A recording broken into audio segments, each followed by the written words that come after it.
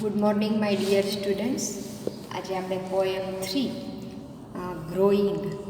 Grow એટલે વિકાસ કરવો, પ્રગતિ કરવી, બરાબર? એ નામનું એક કાવ્ય છે, આપણે જોઈશું. ખૂબ સરસ કાવ્ય છે. બ્રુક મુલરે લખેલું છે અને અતિશય સમજવા જેવું છે. જીવનનો સંઘર્ષ, કપરી પરિસ્થિતિ અને માતા પુત્રનો પ્રેમ, અને એમાંય પુત્ર જ્યારે સૈનિક હોય ત્યારે માતાની દિલ હચમચાવી દે તેવી લાગણી, અને એ માતાને સમજાવીને સૈનિક એક માને મૂકીને બીજી માતૃભૂમિની રક્ષણ માટે નીકળી પડે છે. એનું સુંદર મજાનું આલેખન આ કાવ્યમાં કરેલું છે. I am living now two સ્લે the ફો. ફો એટલે દુશ્મન, એનિમી. FOE, ફો એટલે દુશ્મન, એનિમી, ENEMY, એનિમી. સ્લે એટલે વિજય મેળવવો. હે માં, હું તને છોડીને હવે જઈ રહ્યો છું. LEAVE, લીવ એટલે છોડીને જવું. LIVE, લીવ એટલે રહેવું. ઉચ્ચાર એક, સ્પેલિંગ અલગ અલગ, અર્થ તદ્દન અલગ અલગ. યાદ રાખજો દીકરીઓ. હે માં, હું તને છોડીને હવે જઈ રહ્યો છું દુશ્મન પર વિજય મેળવવા માટે. Fight the battles, high and low. યુદ્ધ લડવાનું છે. હાઈ એટલે મોટા, લો એટલે નાના. ઊંચા નીચા નહીં દીકરીઓ, પણ નાના મોટા યુદ્ધ લડવાના છે. I am living mother, hear me go. Hey માં, હું તને છોડીને જઈ રહ્યો છું, મને તું જવા દે. મને તું સાંભળ, મને તું જવાની પરવાનગી આપ. પહેલા સ્ટાન્ઝામાં સૈનિક છે એ પોતાની માતાને કરગરીને કહે છે કે હે માં, તું મને જવા દે, મારે દુશ્મનો સામે લડાઈ લડવા જવાનું છે. સેકન્ડ સ્ટાન્ઝા જોઈએ. Please wish me luck today. મહેરબાની કરીને આજે મને સારા નસીબની શુભેચ્છાઓ આપ. યુદ્ધભૂમિ ઉપર લડનાર સૈનિક છે એ 24 કલાક મોતને હથેળીમાં લઈને ઝઝૂમતો હોય. ક્યારે મોત આવે એ નક્કી ના હોય, એટલે કહે છે કે હે માં, તું મને આશીર્વાદ આપ, સારા નસીબના આશીર્વાદ આપ આજે. I have grown my wings, I want two fly. મેં મારી પાંખો વિકસાવી છે. ગ્રોન એટલે વિકસાવી છે. આઈ વોન્ટ ટુ ફ્લાય, હું ઉડવા માગું છું. Seize my victories where they lie. મારી જીત જ્યાં પડેલી છે એ ઝૂંટવી લેવી છે. લાય એટલે પડેલી. અહીંયા લાયનો અર્થ શું થાય? પડેલી. ક્રિયાપદ છે એટલે. પણ લાય નાઉન તરીકે હોય તો જૂઠું બોલવું એવો અર્થ થાય. જુઓ, આ બીજો એવો વર્ડ આવ્યો લીવ પછી કે સ્પેલિંગ એક. અહીંયા સ્પેલિંગ એક છે ને અર્થ તદ્દન જુદા છે.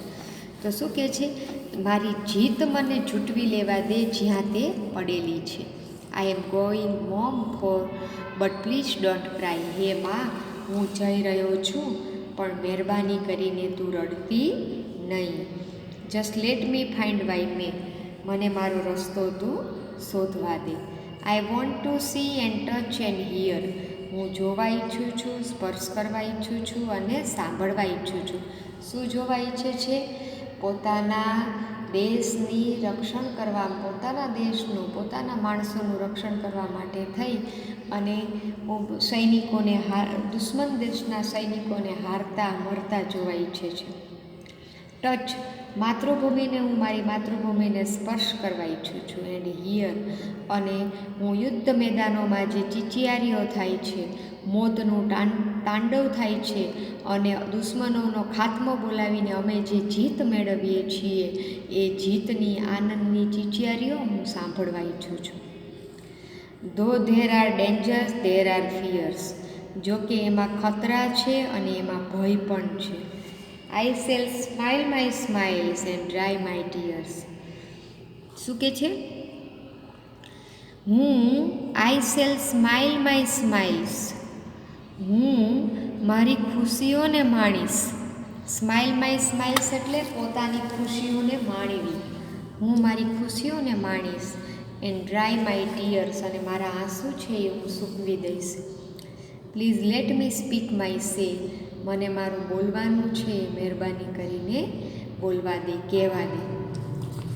I am off to find my world my dreams. મારે મારું દુનિયા જાતે શોધવી છે. માય ડ્રીમ્સ, મારે મારા સ્વપ્નો છે એ જાતે પ્રાપ્ત કરવા છે. કાવ માય નીક, શિવ માય સિમ્સ. કાવ માય નીક એટલે મારું સ્થાન કંડારવા દે. કાવ માય નીક એટલે પોતાનું સ્થાન કંડારવું, મારું સ્થાન કંડારવા દે. શિવ માય સિમ્સ, મારી જાતને હું ઘડવા આવ્યો છું. શિવ માય સિમ્સ એટલે પોતાની જાતને ઘડવી. દીકરીઓ, આ કાવ્યમાં આ ત્રીજું છે એ ફ્રેઝલ વર્બ, બરાબર, શબ્દ સમૂહ એ અહીંયા બતાવેલું છે. સ્માઇલ સ્માઇલ સ્માઇલ એટલે પોતાની ખુશીઓ જાતે માણવી. ડ્રાય માય ટીયર્સ, પોતાના દુઃખો જાતે દૂર કરવા. કાવ માય નીક, પોતાનું સ્થાન જાતે બનાવવું, કંડારવું. શિવ માય સિમ્સ, પોતાની જાતને ઘડવી. આ 4 શબ્દ સમૂહ આવેલા છે. બરાબર. Remember as I cell my streams, યાદ રાખજે હું મારું ઝરણું મારી જાતે તરીશ. એટલે કે મારા બધા જ સંઘર્ષો, દુઃખ અને પીડા છે એ હું મારી જાતે પસાર કરીશ. આઈ shell love you all the way, અને આ બધા જ બાબતે, આ બધા જ રસ્તા ઉપર હું તને ચાહતો રહીશ. એટલે દીકરીઓ, સૈનિકના મનની જે પરિસ્થિતિ છે એ માતાને જાણ કરે છે કે મારે દુશ્મન દેશ ઉપર વિજય પ્રાપ્ત કરવા માટે, યુદ્ધભૂમિ ઉપર લડાઈ લડવા માટે જવું પડે એમ જ છે, અને એમાં તું મને રોકતી નહીં. માતાનો પ્રેમ છે એનું સંતાન, બાળક જાણે છે, બરાબર. પણ સામે પક્ષે ઘર, પરિવારની જવાબદારી અને પોતાની ફરજ, માતૃભૂમિ માટે રાષ્ટ્રપ્રેમ, કમાવાની જરૂરિયાત, આ બધા જ પાસાઓ છે એ આ કાવ્યમાં આપણને સમજવા મળે છે. તો દીકરીઓ, આ કાવ્યના સ્પેલિંગ કરજો. આ કાવ્ય છે એ અત્યારની પરિસ્થિતિમાં તમારા કોર્સમાં નથી, પણ છતાંય નિબંધમાં કે એમાં ક્યાંય પણ આ સૈનિક વિશે કંઈ પણ લખવાનું હોય તો આનો સ્ટાન્ઝા તમે તૈયાર કરો તો લખવાનું કામ આવે. અને સમજવો જરૂરી છે, આપણી સમજણ શક્તિ ખીલે. દરેક પોઈન્ટ એવા છે, એટલા માટે મેં આ કરાવ્યો છે. સ્પેલિંગ, ઉચ્ચારણ તો ગમે ત્યાં કામ આવે, એટલે ખાસ તૈયાર કરજો. આ એના પ્રશ્ન જવાબ છે દીકરીઓ. અને ટ્રુ ફોલ્સ છે, બરાબર છે, ટ્રુ ફોલ્સ છે એ પણ તૈયાર કરવા. વેનીલા ટ્વીલાઇટ એ પોએમ 4 છે, એ પણ હું તમને સમજાવી દઉં છું. છોકરા છોકરીના એક પ્રેમનું કાવ્ય છે, બરાબર છે. એડમ યંગે લખેલું છે, અને સરસ મજાનું કાવ્ય છે, એ પણ જરાક હું તમને સમજાવી દઉં છું. The stars lean down to kiss you, તારા છે એ તને ચૂમવા માટે નમે છે. લીન ડાઉન એટલે વાંકા વળવું, નમવું. વેનીલા ટ્વીલાઇટ, વેનીલા એટલે સુગંધી, ટ્વીલાઇટ એટલે સંધ્યા. એન્ડ આઈ લાઈ અવેક એન્ડ મિસ યુ, અને હું જાગું છું અને તને યાદ કરું છું. પોર મી આ હેવી ડોઝ ઓફ એટમોસ્ફિયર, છોકરો છોકરી એકબીજાથી દૂર છે, બરાબર.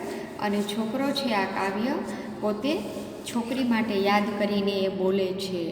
પોર મી આ હેવી ડોઝ ઓફ એટમોસ્ફિયર, વાતાવરણનો ભાર, જામ મને તું પીવા આપ. આ વાતાવરણ, માદક વાતાવરણ છે, તને તું યાદ આવે છે, અને તારી યાદમાં મને વાતાવરણનો જામ છે, માદક જામ છે એ પીવા આપ. આ વાતાવરણને મને ભરપૂર માણવા દે.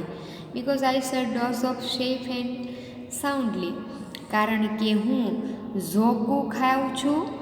સેફ એટલે સ્વસ્થતાથી, સાઉન્ડલી એટલે શાંતિથી, સાઉન્ડ એટલે અવાજ, પણ સાઉન્ડલી એટલે શાંતિથી અને સલામતીપૂર્વક હું ઝોકા ખાઉં છું. But I shell miss your arms around મી, પણ તારા હાથ છે એ મારા ફરતે હોય એવો જે આપણો સહવાસ છે એને હું ખૂબ યાદ કરું છું. આઈ વુડ સેન્ડ આ પોસ્ટકાર્ડ ટુ યોર ડિયર, વાલી મેં તને એમ કે એક પોસ્ટકાર્ડ પણ લખેલું છે. Because I wish you were here, કારણ કે હું એવું ઈચ્છું છું કે તું અહીંયા હોય. આઈ shell watch the night turn light blue, હું રાત છે એ આખી રાત ઘનઘોર કાળી રાત છે એ સવારની ભૂરી રાત બની જાય એ જોવા એમ કે હું ઈચ્છું છું. But it is not the same without you. પણ તારા વિના એ સુંદર લાગતી નથી. એ રાત છે તારા વિના સુંદર લાગતી નથી. Because it takes to whisper quietly. કારણ કે શાંતિથી, ક્વાઇટલી એટલે શાંતિથી ગણગણાટ કરવા માટે બે વ્યક્તિ તો જોઈએ. વિસ્પર ટુ, બે વ્યક્તિ તો જોઈએ. The silence isn't so bad. શાંતિ એટલી ખરાબ નથી. Till I look at my hands and feel sad. કારણ કે હું મારા હાથને જોઉં છું, એમાં તારા હાથ નથી અને હું દુઃખ અનુભવું છું. Because the space between my fingers are right where yours fit perfectly. મારી આંગળીઓ વચ્ચેની સ્પેસીસ એટલે કે જે જગ્યા છે એમાં તારી આંગળીઓ છે એ બરાબર શોભે છે. પરફેક્ટલી એટલે અહીંયા બરાબર સંપૂર્ણ રીતે ફિટ, બંધ બેસે છે, શોભે છે. આપણે દેશી ભાષામાં એવું કહીએ દીકરીઓ, આંગળીથી આંકડા ભીડાવવા. તો સામસામેની હથેળી આપણે આંગળીઓ એકબીજામાં પરોવી દઈએ અને કેમ પેક થઈ જાય, તો કે એવી વાત કરે છે. I shall find repose in new ways. શું કહે છે? I shall find repose in new ways. બરાબર છે. આરામ કરવાની નવા તરીકા, નવા રસ્તા હું શોધી લઈશ. રિપોઝ એટલે આરામ કરવાના હું શોધી લઈશ. Though I haven't slept in 2 days. જોકે હું 2 દિવસથી સૂતો નથી. Because cold nostalgia chills me to the bone. કારણ કે ઠંડો વિયોગ, કોલ્ડ એટલે ઠંડો, નોસ્ટાલ્જિયા એટલે વિયોગ, મારા હાડકાં છે એને ચિલ્સ એટલે થીજાવી દે છે. But drenched in vanilla twilight. સુગંધી રાતમાં મને તરબોળ કરી દે છે તારી યાદ છે.